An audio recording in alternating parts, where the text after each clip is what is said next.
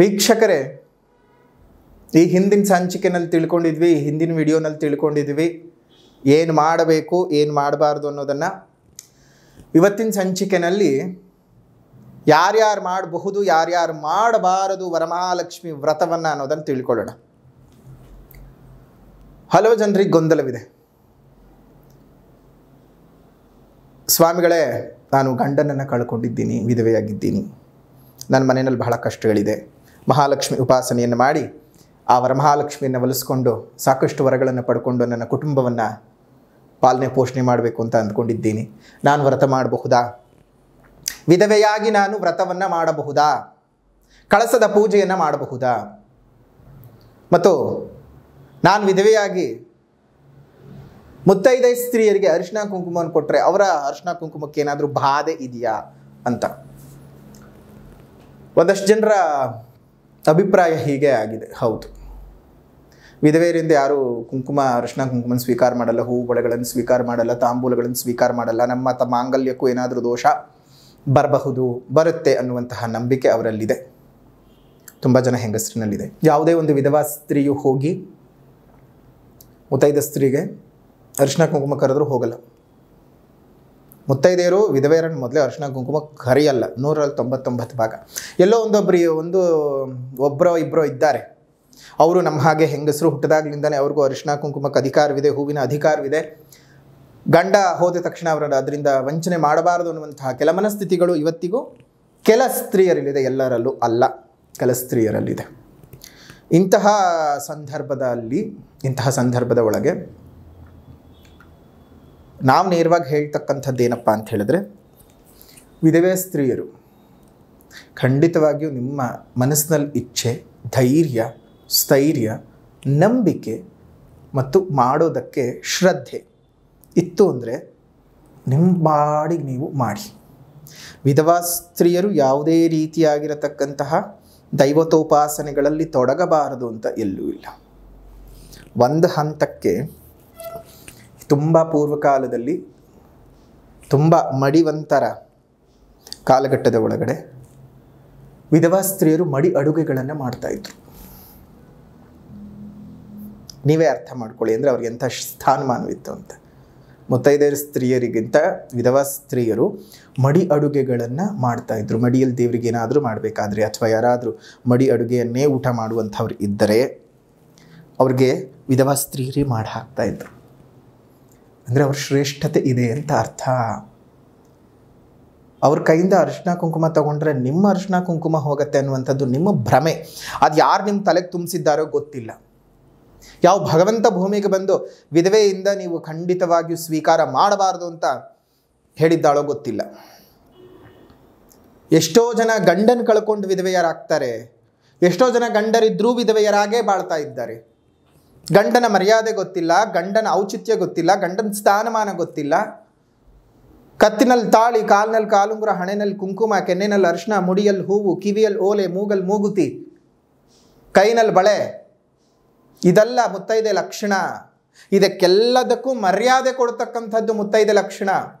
ಗಂಡನಿದ್ದು ಪರರನ್ನ ಮೋಹಿಸುವಂತಹ ಸ್ತ್ರೀ ಅವಳು ಖಂಡಿತವಾಗಿಯೂ ಮುತ್ತೈದೆ ವಿಧವೆ. ಗಂಡನಿದ್ದರೂ ಇನ್ನೊಬ್ಬರನ್ನ ಮೋಹಿಸುವಂತಹದ್ದು ಆಕೆ ಮುತ್ತೈದೆಯಾಗಿದ್ದರೂ ಆಕೆ ವಿಧವೆ. ತನ್ನ ತೀರಿ ಹೋದ ಗಂಡನ ನೆಪದಲ್ಲೇ ದಿನಾ ಹಣೆಗೆ ಕುಂಕುಮ, ಕೆನ್ನೆಗೆ ಅರಿಶಿನ, ಮುಡಿಗೆ ಹೂವು, ಕಿವಿನಲ್ಲಿ ಓಲೆ, ಮೂಗ್ನಲ್ಲಿ ಮೂಗುತಿ, ಕತ್ನಲ್ಲಿ ತಾಳಿಸರ, ಕಾಲ್ನಲ್ಲಿ ಕಾಲುಂಗುರ, ಕೈನಲ್ಲಿ ಬಳೆ ಹಾಕ್ಕೊಳ್ಳುವಂಥವಳು ವಿಧವೆಯಾದರೂ ಮುತ್ತೈದೆ. ಅವಳು ವಿಧವಾ ಮುತ್ತೈದೆ, ಅವಳು ಪರಮಶ್ರೇಷ್ಠಳು. ವ್ಯಕ್ತಿ ದೇಹದ ಸಾವಾಗೋದ್ರಿಂದ ಅಲ್ಲ ಸಾಯೋದು, ಅವನ ಸ್ಮೃತಿ ನಮ್ಮ ತಲೆಯಿಂದ ಹೋಗೋದ್ರಿಂದ. ಬದುಕಿದ್ದ ಎಷ್ಟು ಜನ ತಲೆಯಲ್ಲಿದ್ದಾರೆ ನಮಗೀಗ? ಎಷ್ಟೋ ಜನ ಬದುಕಿದ್ದಾರೆ, ಆದರೆ ಎಷ್ಟು ಜನ ನಮ್ಮ ತಲೆಯಲ್ಲಿದ್ದಾರೆ? ವಿಧವೆಯರು ಮುತ್ತೈದರು ಅನ್ನುವಂತಹದ್ದು ವಿಭಾಗವೇ ತಪ್ಪು.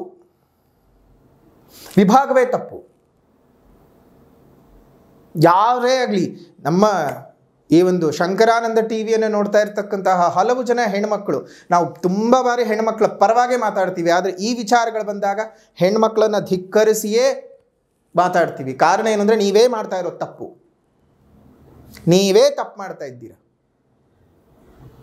ಅವಳು ಗಂಡ ತೀರೋಗಿದ್ದಾಳೆ, ಅವಳು ಅರಿಶಿನ ಕುಂಕುಮ ಕರಿಬೇಡ ಕಣೆ, ಕೊಡಬೇಡ ಕಣೆ, ಅನಿಷ್ಟ ಕಣೆ, ದರಿದ್ರ ಕಣೆ, ಕೊಡಬೇಡವೇ?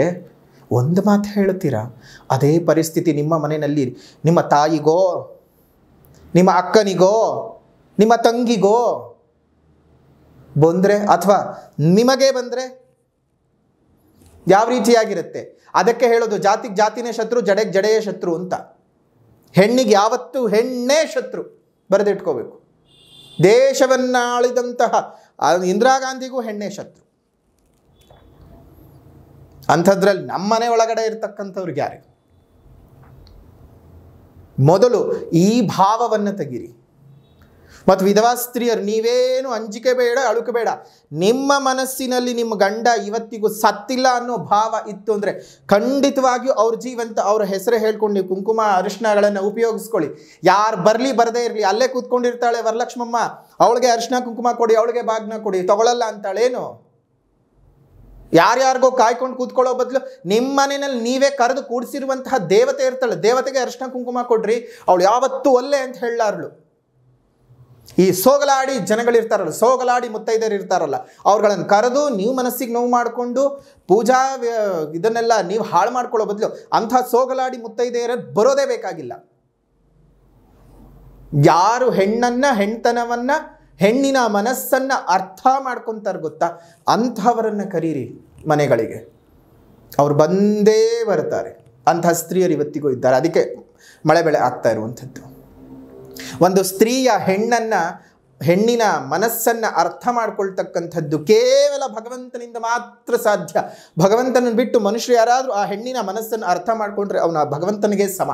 ಹಾಗಾಗಿ ವಿಧವಾ ಸ್ತ್ರೀಯರು ನೀವು ಯಾವುದೇ ಕಾರಣಕ್ಕೂ ಅಂಜೋದು ಬೇಡ, ಅಳುಕೋದು ಬೇಡ, ಯಾವುದೇ ಕಾರಣಕ್ಕೂ ಮನಸ್ಸಿನಲ್ಲಿ ಕುಗ್ಗಿ ಹೋಗೋದು ಬೇಕಾಗಿಲ್ಲ.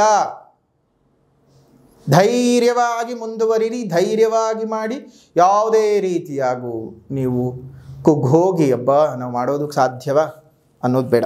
ಆದರೆ ವಿಧಿವಿಧಾನವನ್ನು ಹೇಳ್ಕೊಡೋ ಹಾಗೆ ಮಾಡಿ ಅಲ್ವಾ?